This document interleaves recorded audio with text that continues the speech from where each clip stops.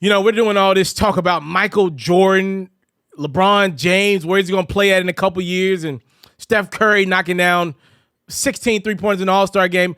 The real big story to come out of All-Star weekend in respect to the season that we're in right now, like actually has an impact on the rest of this season. The real story is Chris Paul fracturing his right thumb. He did it right before All-Star weekend. Remember, it was the game I did the highlight on it on my platform. Check it out.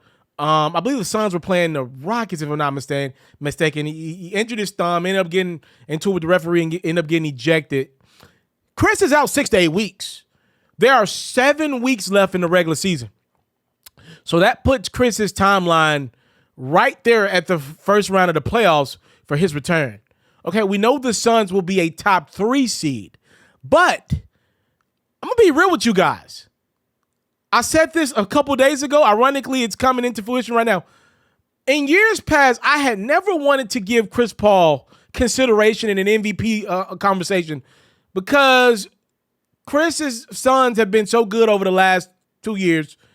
He doesn't play a lot of fourth quarters, and sometimes his numbers are just kind of like casual, right? Like 13 points and 9 assists. But his Suns won by 20, so he didn't need to do more, right? I changed that narrative this year, though, because Chris has been so great, and over the last few weeks, he was like kind of going for that MVP award. His numbers have kind of risen to like 21 and 12 on every given night, or 24 and 11. Like he was starting to up the ante a little bit and play a little more, and teams were starting to be more competitive with the Suns lately, so he was playing more. Chris Paul going down changes things. The Suns are still, to me at least, not a good organization without Chris Paul being there. That's how great I think Chris Paul is. I think Chris Paul is the best point guard in the NBA. I know Steph Curry exists. I know he's the greatest shooter of all time. I think Chris Paul didn't play a better basketball than Steph Curry this year. I really believe that.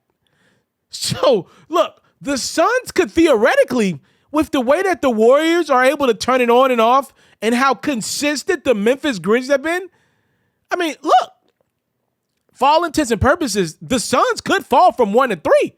This is a big deal. Can Devin Booker and DeAndre Ayton, who still lacks an extension, can they man the ship for about 20, 25 more games of regular season basketball? That is a huge deal, Chris Paul going down. Because this is going to be pivotal, right? If let's just say the Suns fall from 1 to 2, just one spot. We're now talking about a game 7 being played in San Francisco versus Phoenix. That could be a huge deal in about 3 months' time. Or look at it like this, right? Look at it like this. What if the Suns go from 1 to 2, and let's say the Memphis Grizzlies fell to the 4th spot?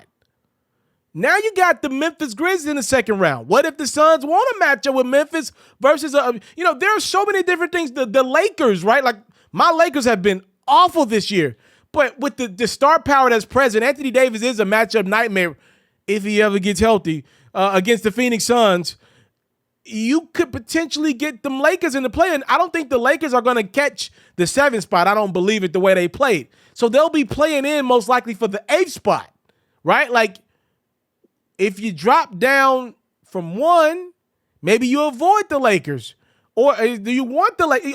Or if you stay at 1, you maybe get the Lakers in the first round versus being the 2 seed. Like there are so many different variables that could happen depending on where the seeding, like seeding matters is what I'm trying to say.